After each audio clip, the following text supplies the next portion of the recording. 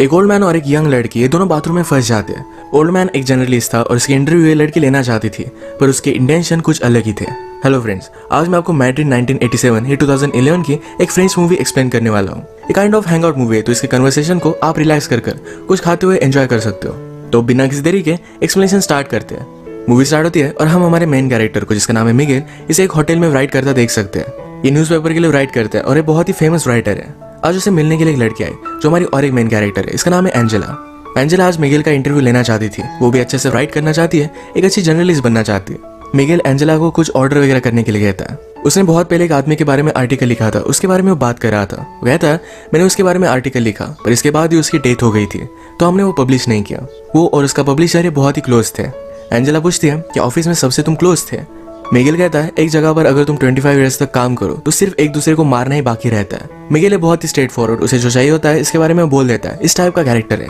Angela ने Coca Cola order किया था, इसकी एक सिप उसने उससे मांग ली। मिगेल को डॉक्टर ने कोका कोला, टोबैको इस तरीके की चीजें खाने के लिए मना किया है, पर फिर भी वो मानता नहीं। वो एक ही टाइम पर स्मोकिंग भी करता है, कोका कोला भी पीता है और टोबैको भी खाता है। उसे लगता है कि अगर इस तरीके से उसकी डेथ हो जाए तो इसका ब्लेम ये सारी चीजों में इक्वली डिस्ट्रीब्यूट हो जाएगा। एंजेला ने अपनी राइटिंग मिगेल को दिखाने के लिए लाई हुई थी, जो मिगेल को इतनी ज्यादा पसंद नहीं आती। वो कहता है तुम्हारा आर्टिकल बहुत ज्यादा लॉन्ग है, अगर तुम्हें पब्लिश होना है तो ये जरा शॉर्ट होना चाहिए। एंजेला ने मिगेल की राइटिंग स्टाइल भी कॉपी की थी, तो कहता है तुम्हारी राइटिंग स्टाइल जरा यूनिक होनी चाहिए, तुम्हारे वर्ड्स लोगों को पिंच करने चाहिए, तभी आर्टिकल परफेक्ट बनता है। राइट कैसे करना है ये कोई भी सिखा नहीं सकता, ये अंदर से आना चाहिए। यही रीजन था एंजेला ने अपने कॉलेज में राइटिंग के कोई भी लेसन लिए नहीं थे, क्योंकि ये सिखाया नहीं जा सकता। बात करते वक्त मिगेल ने एंजेला को अपने पास बुला लिया था। मिगेल एंजेला को अपने कोट से चाबी निकालने के लिए कहता है। वो कहता है एक मेरे पेंटर फ्रेंड की है जो वीकेंड के लिए बाहर गया हुआ है, तुम्हें कॉल करने से पहले मैंने चाबी उससे ले ली थी, इसके बाद मैंने मेरा लक ट्राई किया। मिगेल एंजेला को अपने साथ वहां लेकर जाना चाहता था। वो उसे कहता है इंटरव्यू लेते वक्त हमारे बीच कोई भी डिस्ट्रैक्शन नहीं आना चाहिए।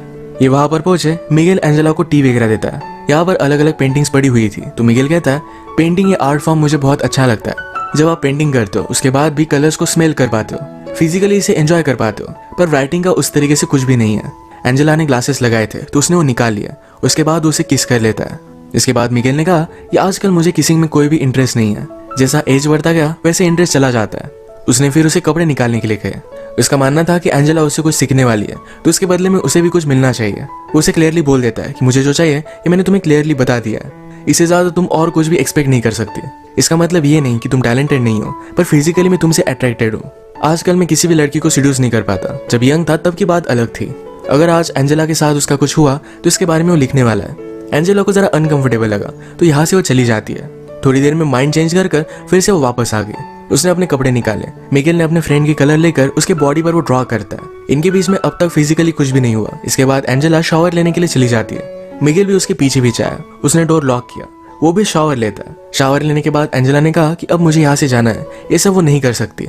मिगेल को बात सुनकर बुरा लगा, पर एंजेला जब यहाँ से जा रही थी तो बाथरूम का डोर ही ओपन नहीं होता। ये डोर खराब था, पर मिगेल का फ्रेंड उसे बताना भूल गया था। एंजेला इसे खोलने का बहुत ट्राई करती है, मिगेल ने भी ट्राई किया, पर दोनों से खुल नहीं पाता। एंजेला बाथरूम की छोटी सी खिड़की से हेल्प मांगने की कोशिश करती है, पर मिगेल ने उसे कहा कि प्लीज ऐसा कुछ भी मत करो, अगर हम दोनों एक साथ पकड़े गए तो तमाशा हो जाएगा। वो एक फेमस राइटर है तो स्कैंडल भी बन सकता है। मिगेल ने कहा कि मेरा फ्रेंड 2 दिन तक वापस नहीं आएगा, इतने टाइम में उसकी वाइफ पुलिस को कॉल कर देगी।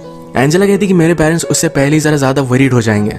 ये इन दोनों के लिए प्रॉब्लम थे, तो फिर से खिड़की से आवाज लगाने लग जाते हैं, पर इन्हें कोई भी सुन नहीं पा रहा था। मिगेल कहता है हमारी सिचुएशन बहुत ही अजीब है, एक तो कॉमेडी हो सकती है या फिर ट्रेजेडी। एंजेला ने कहा कि अगर हम सेफली यहाँ से निकल गए तो एक कॉमेडी होगी, अगर मेरे पेरेंट्स को पता चल गया तो एक ट्रेजेडी में कन्वर्ट हो जाएगी। मिगेल पूछता है कि तुम्हारे फादर क्या करते हैं। एंजेला ने कहा कि वो मिलिट्री में है, उनका नाम उसने उसे बताया, तो मिगेल उन्हें जानता था। एंजेला की बड़ी सिस्टर को भी वो जानता है, उन दोनों में 17 ईयर्स का डिफरेंस है। मिगेल कहता है कि जब वो एक्टिंग क्लास में थी तो हम दोनों फ्रेंड्स हुआ करते थे, वो एक्चुअल में उसे लाइक करता था, पर उन दोनों के बीच में कुछ भी नहीं हुआ। मिगेल बहुत ही वरीड था कि उसकी वाइफ पुलिस को बुला लेगी। उसे एक राइटर की स्टोरी याद आई। राइटर हमेशा अपनी वाइफ पर चीट करता था। एक दिन वो घर पर ही नहीं आया, उसकी वाइफ को पता था कि वो किसी और लड़की के साथ है, फिर भी उसने पुलिस को कॉल कर दिया, कहा कि टेररिस्ट लोगों ने मेरे हस्बैंड को किडनैप कर लिया है। जब वो राइटर नेक्स्ट दिन उठा तो अपने आप को उसने डायरेक्टली न्यूज पर पाया। ये सब बहुत ही फनी बन गया था। उसकी वाइफ ने उसे एक लेसन टीच करने के लिए ये सब किया था। मिगेल कहता है कि तुम्हारी डैड और सिस्टर में कभी भी बनती नहीं थी, वो हमेशा फाइट करते थे। एंजेला ने कहा कि वो अब भी करते हैं। एक्चुअली एंजेला ने अपनी सिस्टर से ही मिगेल का नंबर लिया था। मिगेल कहता है एक बार मैंने उसे बताया था कि मैं उसे लाइक करता हूँ, पर उसने मुझे रिजेक्ट कर दिया था। अगर उसे पता चला कि हम दोनों किस सिचुएशन में हैं, तो मैं वंडर करता हूँ कि वो करेगी क्या। आजकल एंजेला की सिस्टर एक बड़ी एक्ट्रेस बन चुकी है। एंजेला कहती है कि मेरी सिस्टर को लगता है कि तुम बहुत ही ओवररेटेड राइटर हो। मिगेल को ये सुनकर बुरा लगा, पर वो कहता है एक ओवररेटेड राइटर ही इसको अपना करियर बना सकता है। एंजेला पूछती है लोग क्या कहते हैं, क्या तुम्हें इससे कुछ भी फर्क पड़ता है? मिगेल पूछता है क्या अब भी तुम मेरा इंटरव्यू ले रही हो? मैं तुम्हें सब आंसर्स दूंगा, पर ये इंटरव्यू किस तरीके से एंड होती है इस पर ही डिपेंड करेगा। वो उसे टच करने वाला था, पर एंजेला उसे दूर जाकर बैठी। एंजेला कहती है तुम्हारे नॉवेल्स बहुत ही अजीब तरीके से थे, पर फिर भी उन्हें बहुत सारे अवार्ड्स वगैरह मिले हैं। मिगेल कहता है नॉवेल लिखते हो लोग बहुत ही ज्यादा टाइम लेते हैं, मैंने इसे प्रोफेशनली लिखा था, हर रोज में कुछ टारगेट रखकर इसे कंप्लीट कर ही डालता था। मिगेल एंजेला से कहता है कि फिर से ट्राई कर देखो, तुम्हारी आवाज सुनकर तुम्हें हेल्प करने के लिए कोई भी आदमी आ सकता है। सुंदर लड़की देखी नहीं और हर आदमी उसे हेल्प करना चाहता है। आवाज देने के बाद भी उसे कोई भी सुन नहीं रहा था। मिगेल फिर से एंजेला के पास आ गया। उसे कहती है मुझे सिर्फ यहाँ से जाना है, उसके साथ कुछ भी नहीं करना चाहती।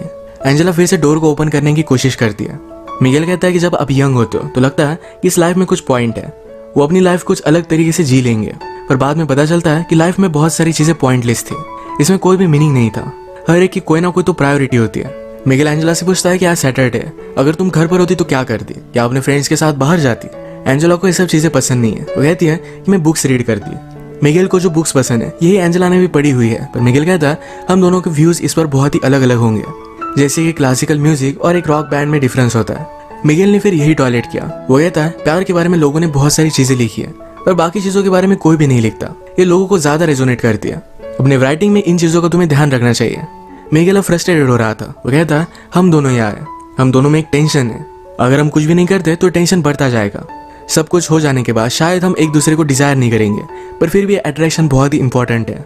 मिगेल भी अब जल्दी से जल्दी यहाँ से निकलना चाहता था। उसे बुरा लगता है कि वो सोच क्या रहा था। वो एक ओल्ड मैन है, कोई भी यंग लड़की उसके साथ इंटीमेट नहीं हो सकती। वो कहता है कि मेरी वाइफ को मैं बहुत प्यार करता हूँ, पर फिर भी कभी कभी आपको आइसोलेशन की जरूरत होती है। हम दोनों यहाँ पर इस तरीके से एक साथ है, अगर हमारे बीच में कुछ भी नहीं हुआ पर फिर भी लोगों को लगेगा कि कुछ ना कुछ तो हुआ है। ये उसे एक ट्रेजेडी की तरह लगता है। एंजेला फिर उसके पास आ गई और ये दोनों इंटीमेट हो जाते हैं।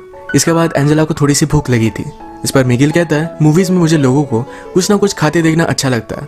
उसने अभी अभी एक एक्शन मूवी देखी थी जो बहुत ही फास्ट थी, पर अचानक से उसमें एक आदमी का खाना खाते हुए सीन आ गया। उसे लगता है कि उस सीन में एक पीस था, एक रियलिटी थी। वो बताता है ये राइटिंग भी इसी तरीके से होती है, जिस तरीके से जो भी फैक्ट्स है हमें उस तरीके से बताने चाहिए। जितना आप रियल लिखोगे उतना ही लोगों को अच्छा लगेगा। एंजेला अपनी राइटिंग से वर्ल्ड चेंज करना चाहती थी, पर मिगेल कहता है वैसा कुछ भी नहीं होता, तुम सिर्फ लोगों के लिए अच्छा लिखने का ट्राई कर सकते हो, बाकी कुछ भी तुम्हारे हाथ में नहीं। मिगेल के व्यूज बहुत सारे निगेटिव होते हैं। वो एंजेला से हमेशा इस तरीके से बात कर रहा था कि उससे बहुत ही ज्यादा छोटी है। वो ऑलमोस्ट एंजेला को डांट रहा है, इस तरीके से उससे बात कर रहा था। एंजेला को इस पर गुस्सा आ गया। वो कहती मुझे सब लोग इसी तरीके से ट्रीट करते हैं, तुम सिर्फ बड़े हो, तुम्हें एक्सपीरियंस है, इसका मतलब ये नहीं कि तुम सही हो। तुम्हें क्या लगता है यहाँ पर मेरा आना ये तुमने चूज किया था, मैं भी तुम्हें चूज कर सकती हूँ। शायद मुझे भी कुछ ना कुछ डिफरेंट चाहिए था, इसीलिए मैं यहाँ पर आई। एंजेला का गुस्सा शांत होने के बाद मिगेल कहता है किसी को आवाज लगा कर देखो, पर फिर भी कोई भी सुन नहीं पा रहा था। एंजेला कहती है कि जब मैं छोटी थी तो इस तरीके से प्रिटेंड करती थी कि मैं एक सेलिब्रिटी हूँ, मेरा इंटरव्यू चल रहा है, और आईने के सामने हमेशा ऐसे देखती रहती थी। मिगेल कहता है लोग अपने आप को जैसे है इस तरीके से एक्सेप्ट नहीं कर पाते, इसलिए कुछ ना कुछ ज्यादा पावरफुल बनने की कोशिश करते हैं। ये बात एंजेला ने भी रियलाइज की थी, और इसके बाद उसने मिरर के सामने इस तरीके से प्रिटेंड करना छोड़ दिया। सब्जेक्ट को चेंज करने के लिए मिगेल कहता है क्या तुम्हें मूवी देखनी है? एंजेला पूछती कि हम कैसे देख सकते हैं। मिगेल ने फिर उसे स्टोरी बताना स्टार्ट किया। वो कहता है कि एक फैमिली थी, मदर, फादर और उनका एक बेटा था। एक दिन अचानक से बेटे ने अपने बेड से उठना बंद कर दिया। पहले तो पेरेंट्स को लगा था कि शायद स्कूल नहीं जाना चाहता, तो उसने साइकोलॉजिस्ट से उसकी बात करवाई, पर फिर भी बेटा मानने नहीं वाला था। साइकोलॉजिस्ट ने पेरेंट्स से कहा कि इस तरीके से आप प्रिटेंड कीजिए कि सब कुछ चीजें बहुत ही नॉर्मल है। बहुत दिन बीतते गए, पर फिर भी वो अपने बेड से उठा ही नहीं। फादर और मदर ने फिर डिसाइड किया कि हम इसे लेकर कहीं वैकेशन पर जाएंगे। ये अलग अलग प्लेसेस पर घूमे। घूमते घूमते एक जगह पर मेला चल रहा था। इस मेले में अपने बेटे को बेड पर ही लेकर गए। वहां पर एक लड़की से उसने बात की, वो लड़की भी उसके प्यार में पड़ गई। उनका बेटा फिर भी बेड से उठा ही नहीं। उस लड़की को बहुत बुरा लगा और वो भी फिर बेड में ही रहने लग गई। ये बात देखकर सारे विलेज वालों को लगा कि शायद ये बीमारी कंटेजियस हो सकती है। उन्हें यहाँ से बाहर निकाल दिया गया। और भी थोड़े दिन बीत गए। एक रात आई जो बहुत ही ब्यूटीफुल थी। मदर और फादर एक दूसरे की कंपनी एंजॉय कर रहे थे। वो दोनों जंगल में गए और एक दूसरे के साथ इंटीमेट हो गए। जब वो वापस आए तो उनका बेटा बेड से उठकर कहीं चला गया था। उन दोनों ने अपने बेटे को ढूंढने की बहुत कोशिश की, पर उन्हें वो कहीं भी नहीं मिला। एंजेला पूछती है क्या इस स्टोरी की एंडिंग सैड है, मुझे तुम्हें क्यों सुना रहे हो? मिगेल उसे बताता है कि मदर ने अपने बेटे को ढूंढने की बहुत कोशिश की थी, उसे मिला नहीं, पर इस बात से वो खुश थी। उसका बेटा इस तरीके से रह रहा था, इस बात से वो तंग आ चुकी थी। उसे जो फीलिंग्स आ रही थी इस वजह से उसे गिल्टी लग रहा था। स्टोरी की तरह ही हमने आज जो भी किया ये गलत था। हमें इसके बारे में गिल्टी तो लगेगा ही, पर यह अब हो चुका है। इसके बारे में ज़्यादा सोचना सही नहीं। इसके बाद अगर हम फिर से कभी मिले तो तुम मुझे इग्नोर कर दोगी। तुम्हें गिल्टी तो लगेगा, पर यही करना सही होगा। इसके बाद थोड़ी देर में मिगेल को किसी का आवाज़ आया। उस आदमी को बुलाकर कहता है कि प्लीज़ मेरे फ्रेंड को कॉल करो, मैं यहाँ पर फंस चुका हूँ। थोड़ी देर में मिगेल का फ्रेंड भी वहाँ पर पहुँच गया। जिस तरीके से मिगेल ने कहा था कि तुम मुझे अनदेखा कर कर यहाँ से चली जाओगी, उसी तरीके से एंजेला यहाँ से चली गई। जाने से पहले एंजेला ने उसे कहा कि सिर्फ एक इंसिडेंट था, इसी तरीके से मैं उसे ट्रीट करूंगी, मुझे इसके बारे में कोई भी बुरा नहीं लगेगा। ये सिर्फ उसके लिए एक एक्सपीरियंस था। इसी के साथ ये मूवी एंड हो जाती है। अगर हम इस तरीके की हैंग आउट मूवीज देखें तो इसमें सिर्फ कैरेक्टर को और भी ज़्यादा जान लेना, उनके साथ कन्वर्सेशन एंजॉय करना, यही सिर्फ एक पॉइंट होता है। तो इसी टाइप की आज की हमारी मूवी थी। अगर आपको एक्सप्लेनेशन अच्छा लगा तो प्लीज़ इसे लाइक और कमेंट जरूर कर दीजिएगा। मैं बहुत सारी मूवीज़ लेकर आता रहता हूँ, तो प्लीज़ इस चैनल को सब्सक्राइब कर दीजिए और बेल नोटिफिकेशन आइकन दबाना मत भूलिएगा। हम फिर से मिलेंगे और एक नई मूवी के साथ। तब तक के लिए थैंक यू और आप अपने आप का ख्याल रखिए।